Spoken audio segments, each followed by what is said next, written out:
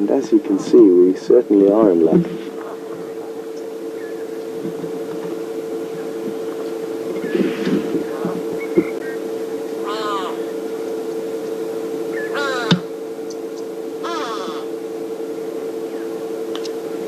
So there's two separate litters of cubs at this den, and we can see three different cubs, one which is slightly older, and the other two which are maybe a month younger.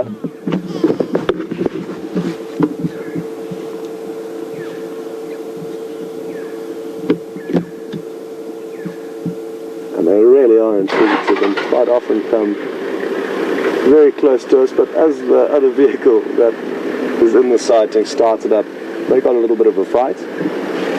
And it is normal for all the different animals to get the odd fright, and obviously we try and avoid it as much as possible, but there's only one way to start your car, and that's just what happened. And I'm sure they're going to come out and continue to play around shortly.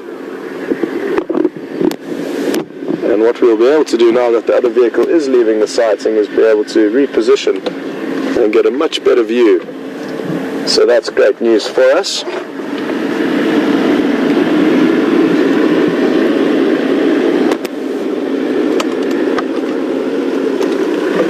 Morning. How are you doing? Good, thanks. Sorry to Good. No problem at all. They'll come out now, okay. Cheers. Enjoy. I'll put up the cards later. Thanks so much. Have a good morning.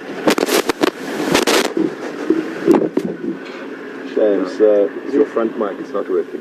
he was very apologetic for chasing the cubs away, but as you can see, they've already just poked their head back out again, and we're going to now reposition and enjoy some time with these interesting creatures.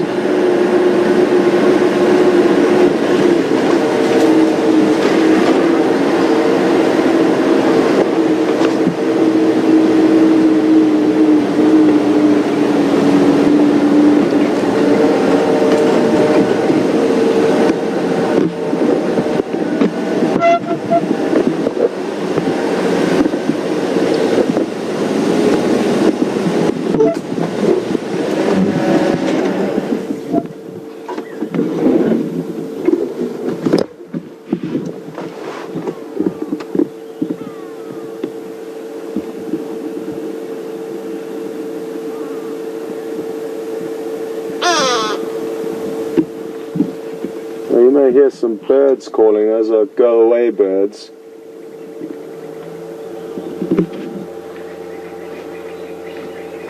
But they've just flown off, so we probably won't hear from them anytime shortly, unless there's one still sitting in a tree that I cannot see. And look at how cute this is. One of the cubs is peeking through a little gap.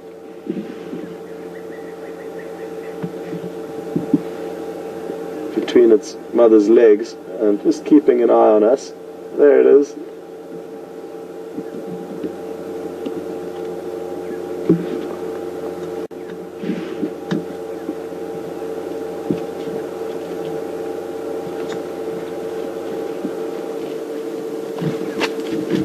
And they really are inquisitive and often come very close to the vehicle, and I think they may well do that shortly.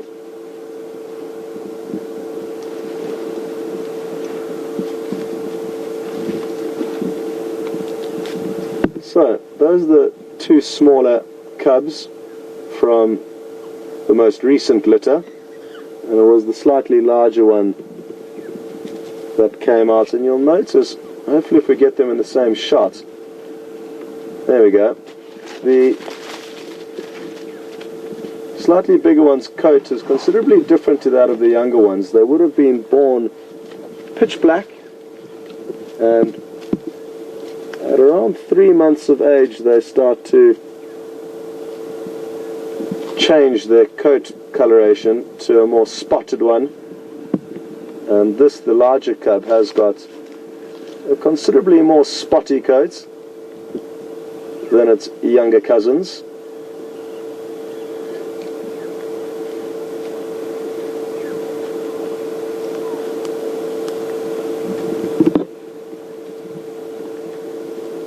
this one's now taken some time off to do some chewing practice. And being a hyena, they are an animal that has one of the strongest sets of jaws out here, and it's important for them to start training and practicing to use those jaws and building the huge muscles within their jaw bones, so that when they do become older, and they do need to crunch through bone that no other animals can crunch through, they'll be ready for it.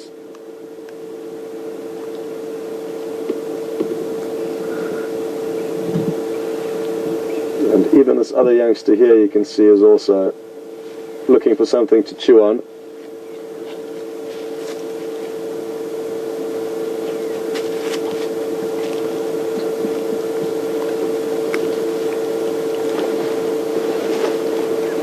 Go ahead.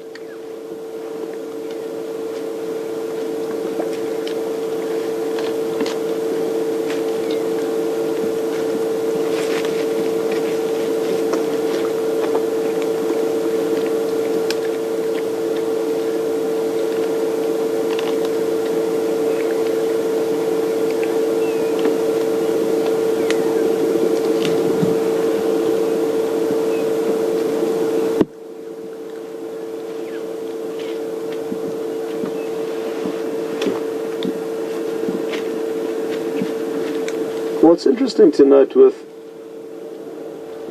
this clan of hyena is that there's only one adult that we can see here now, and she is the mother of the other two cubs, not the cub we're viewing now. And it's not very often that we see both adults back at the den sites at the same time, which we can therefore read into and assume that even though they're part of the same clan, they don't necessarily move around with one another in search of food. Now, they don't only scavenge hyena, they are also formidable hunters when they need to be. However, in this part of Africa, in the Sabi Sands, they rely a lot on stealing from leopard, and they can do that single-handedly. They don't need other hyena to help them. And because there is a high leopard density here, they've almost become specialists in this task. Whereas other areas of Africa, the clans of hyena will actively search for food and prey together in order to have strength in numbers. And obviously, if there's enough hyena around, they could even overthrow lions from a kill.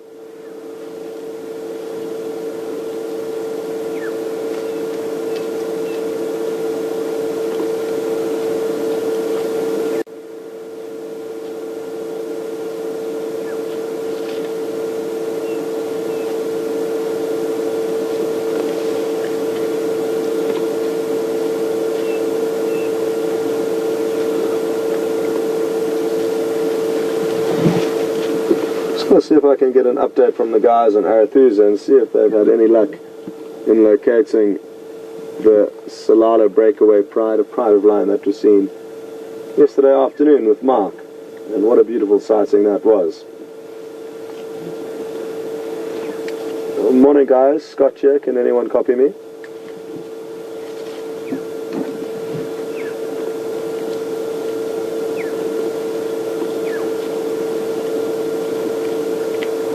Sadly, we're a bit too far away to get an update from them.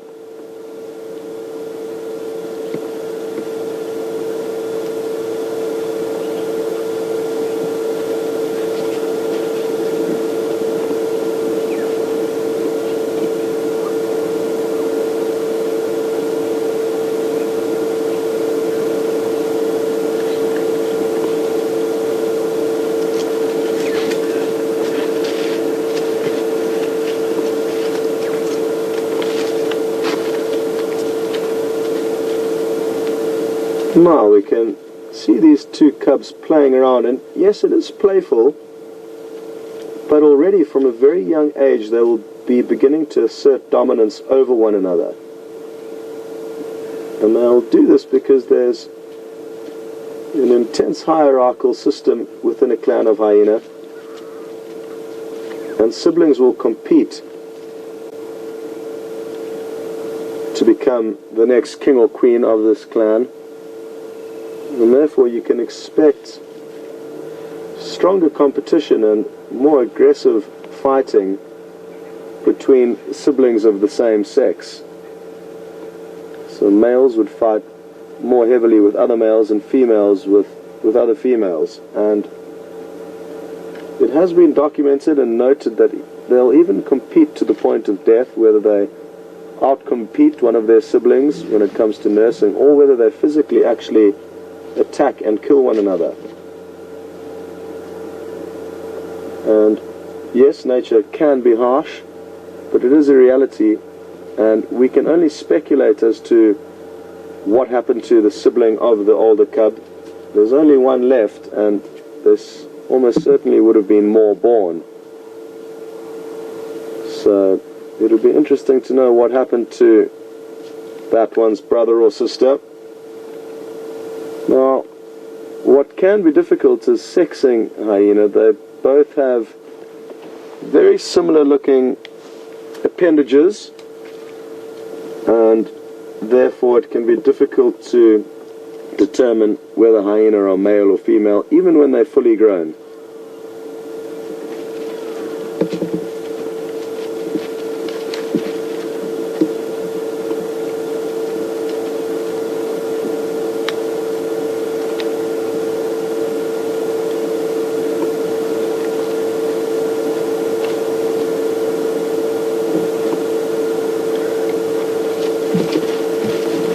Go ahead.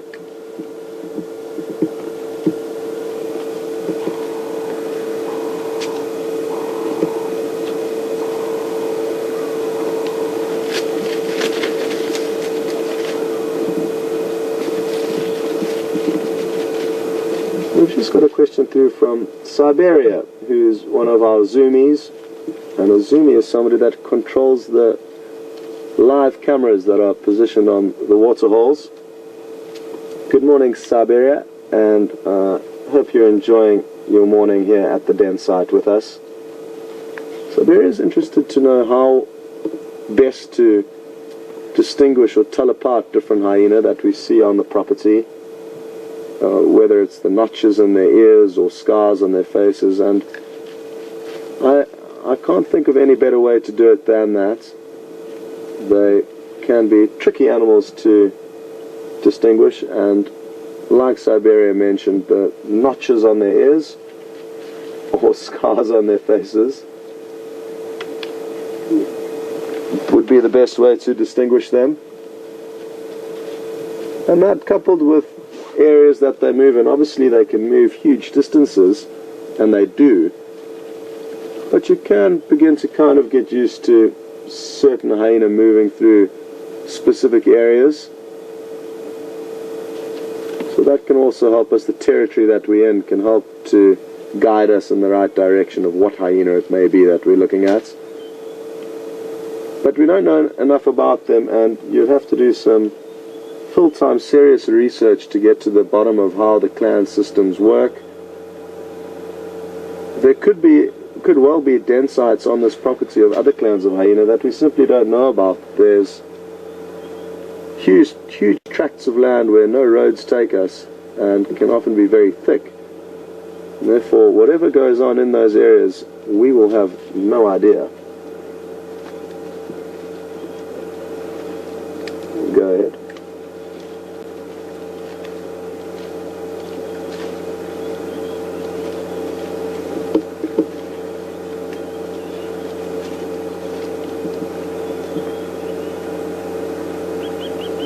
Just got a question through from Marianne in Boston. Good morning, Marianne. And Marianne's interested to know whether these cubs will still be relying on the milk from their mother, or will they be able to go out and feed on some meat, or will the adults bring back anything for them to feed on? And it's a great question, because hyena are quite unique with regards to their upbringing, and they will be solely reliant on milk for up to a year, and sometimes even over that period. And when you think about it, it kind of makes sense. So let me explain why. Hyena do live a kind of highly confrontational lifestyle, and even if they are hunting for all of their own meals, which in some areas they do, and it's actually been documented that lions will steal from the hyena more than the hyena from the lion. But even in those areas, they're high conflict areas, trying to steal their own kills, and also when going in to steal kills from lion and leopard, it's obviously a dangerous scenario and where you would not want to take your cub or have it anywhere near to that danger. And due to that danger of their lifestyle and the way they acquire food, this one's a tree climbing hyena cub. Oh, that is too good to be true, and well done there, Andrew. It just tumbled out of the tree.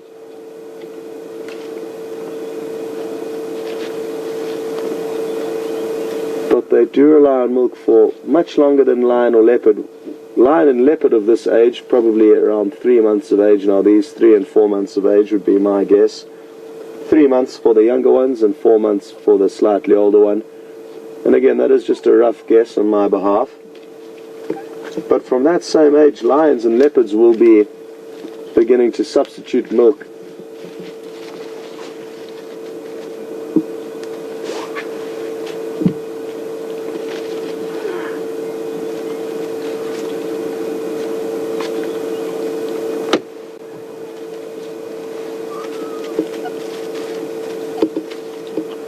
And the hyena's diet of a lot of bone which they can crunch through, and not only can they crunch through it with their incredibly powerful jaws, but their digestive system can also further break down those shards of bone, and they'll therefore be receiving a high calcium intake, which makes for very nutritious milk to raise their cubs with.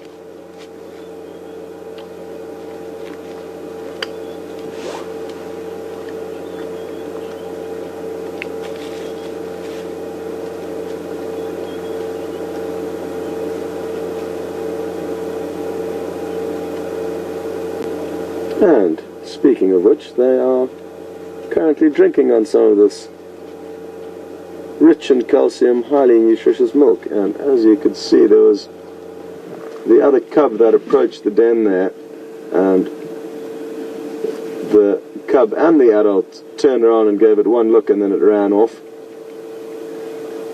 And it's incredible how obedient young animals can be in nature. And I guess they've had a proper upbringing. You may be thinking of puppies or kittens that are a nightmare to deal with. And that's probably because they're being raised by us and we don't know how to do it properly. Whereas these cubs certainly do seem to have a fairly large amount of discipline, considering how small they are.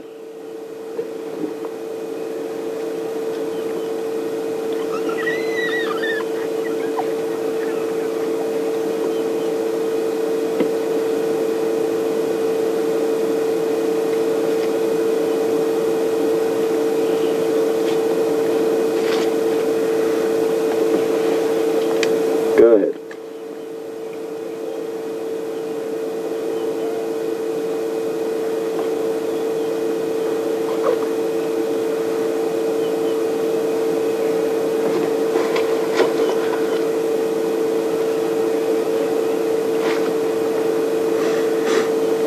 We just got a question through from Tammy. Good morning, Tammy, and welcome. Tammy's interested to know how they would have moved from the den site where we used to view them to here. And it's just to give you a bit of an idea as to how far it is. It's probably about 3/4 of a mile as the crow flies directly from this den site to their old one.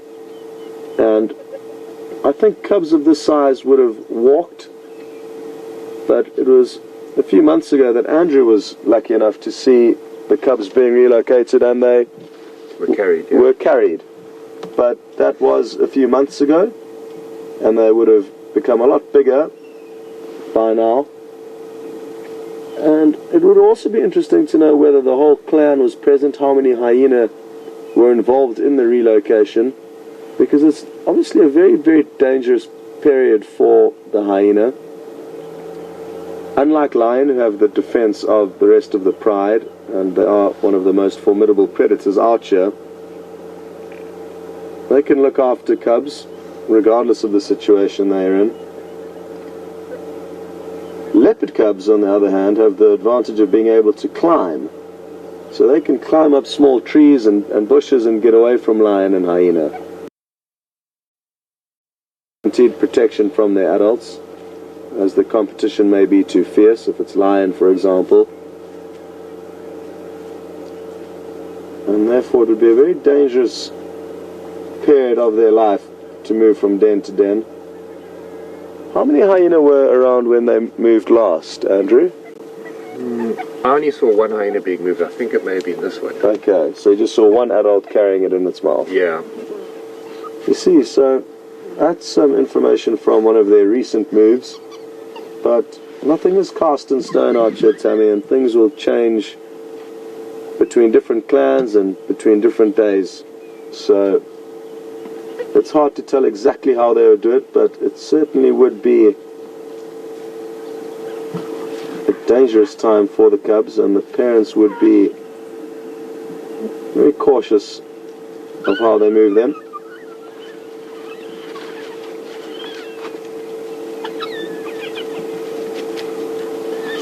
And it looks like the mother is getting tired of the cubs pestering her, and she could well move off. And this could become the end of the sighting. Well, no, it looks like she's given in to their begging again, and they get to have some more time to suckle.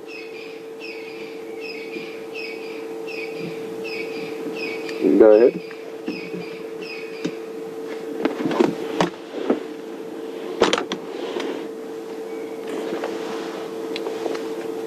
We've just got a question through from Remay on Twitter. Good morning, Remay, and welcome. Remay has just asked me to climb inside the den site and see how deep the burrows are. No, I'm only joking. Remay has not asked me to do that, but Remay has asked, how deep do the burrows go into this old termite mound? And it's a question that I would love to be able to answer, Remay, but I do not know the answer to it. And I have not poked my head down one of these dark holes for fear of whatever may be inside it, even if it's not active with hyena. It could be snakes or anything else living down there, and therefore we can only guess. And what I will guess is that there's a network of different tunnels. There's 3 different main tunnels that go into this den. They could well all be interconnected underground. And there'll also be some very narrow and small tunnels that the cubs themselves may have excavated, and therefore are only big enough for them. And that way they can keep safe. If it was one large tunnel or a few large tunnels into that den, then obviously other predators would be able to get in there relatively easily, and that would be a problem for them. And what we can also safely assume is that each den site will be different, and the network of burrows and tunnels within any den will be different from another.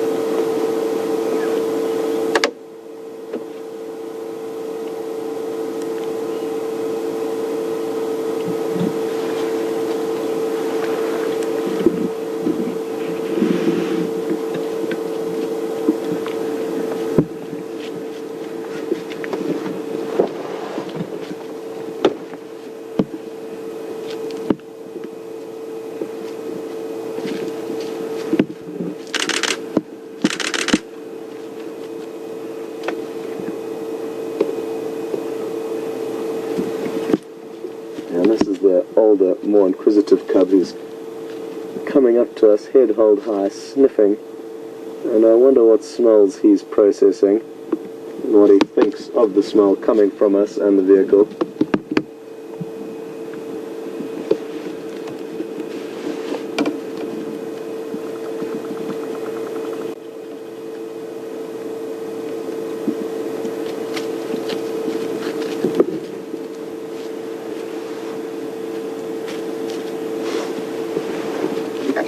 Go ahead.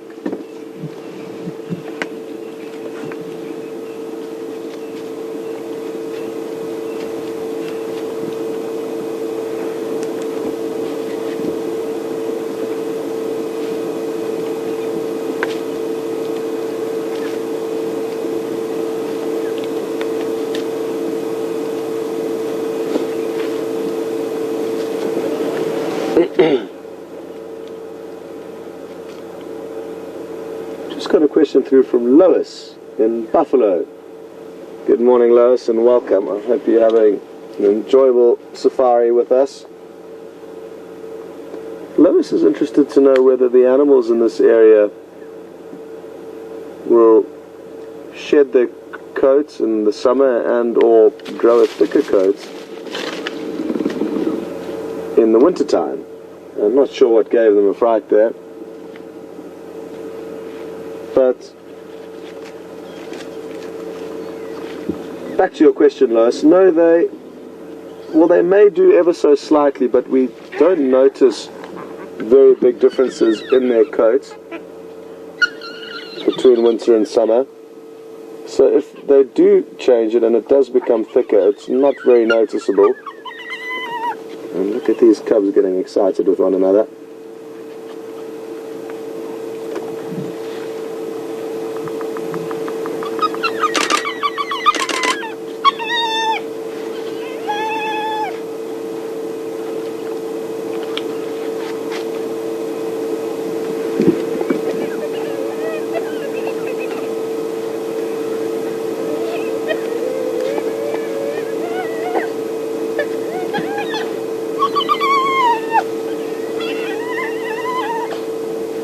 Obviously one cub hasn't got a good position there, and that's why it's complaining, and it's that one there at the back.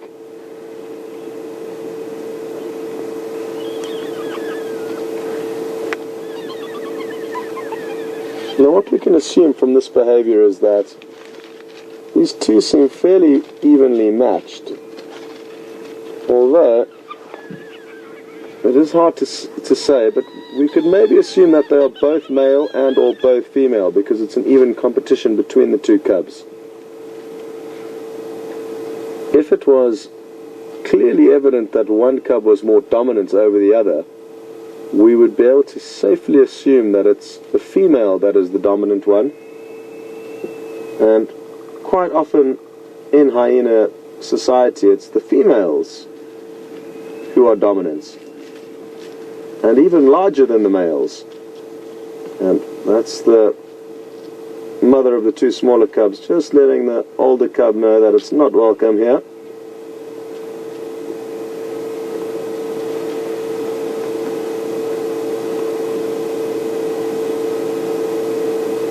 What have they heard? Their senses are so much better than ours.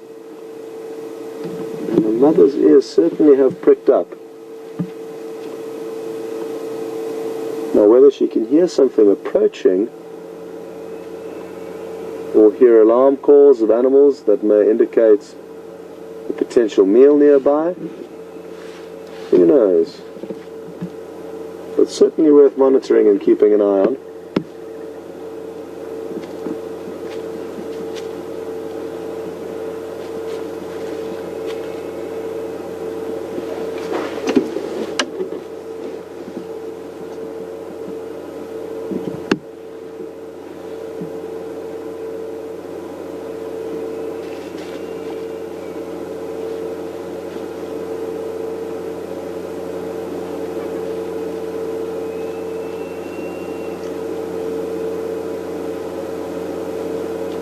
Well, that mother really has got herself into an interesting position there, with her one leg propped up above the entrance to the burrow.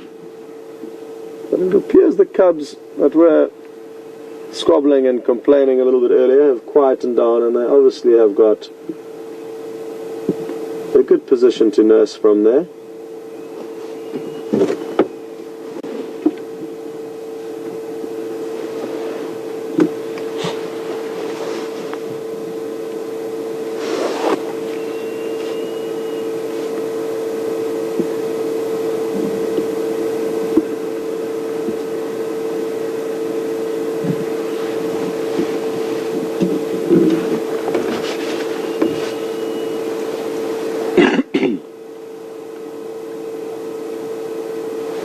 Well, as much as I love these hyena and their den sites, I think we have seen some good action here this morning, and now that things have quietened down a little bit, we can head on and see what else we can find.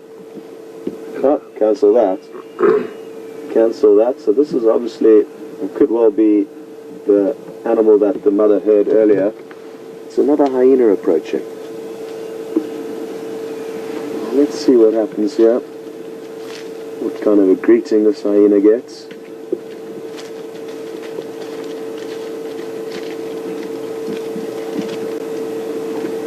Isn't this the hyena they called Ndapandula? It could well be. There is some confusion as to a young hyena that we saw last in December, I think, was the last time we had confirmed sightings of another young cub that could well have grown into the individual that we are seeing now, but we can't be certain, and I am not a hyena expert and have not followed them closely enough to be able to assume for certain or tell you for certain that this is a hyena that we saw growing up a few months ago. It is young, and that we can tell quite clearly now, because look at how dark its spots are compared to the older female. So that's a characteristic feature of a younger hyena. The spots will be more prominent and they will fade from black to brown as hyenas do get older. Clearly though, they are one happy family and they're all saying hello to one another.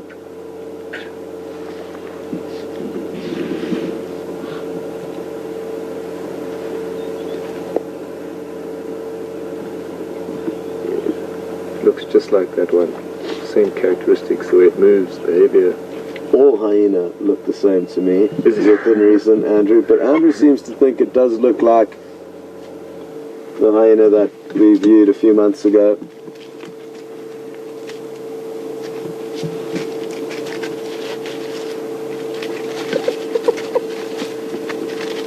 Wonderful. Good to have an older cousin around that the cubs can play around with.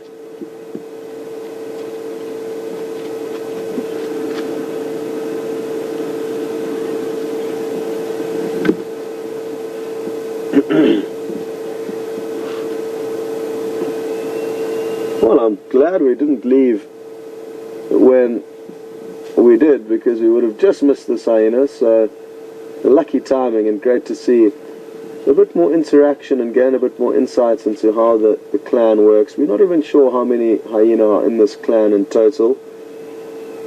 I've been at the other den site before where two fully grown adult hyenas came strolling past, had a warm greeting and then continued, and I followed them off and they moved very far and haven't been seen since. So whether they are clans that tolerate one another yet use different den sites, I'm not sure, but there is a lot of unknown with the hyena of this area.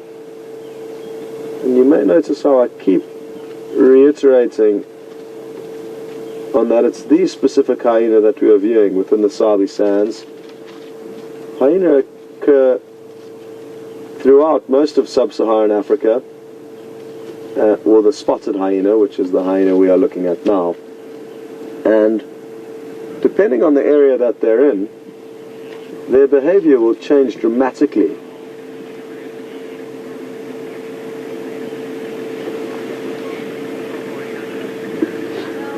So that is something to bear in mind.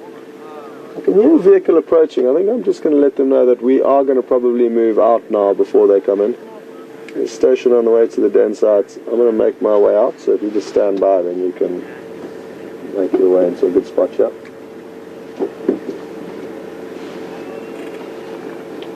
Okay, folks, well, I hope you have enjoyed the sighting, and it is not easy to leave, but the fact that this other vehicle has arrived, we can let them get into a good spot, and we can also go and have a look what else may be going on the reserve this morning.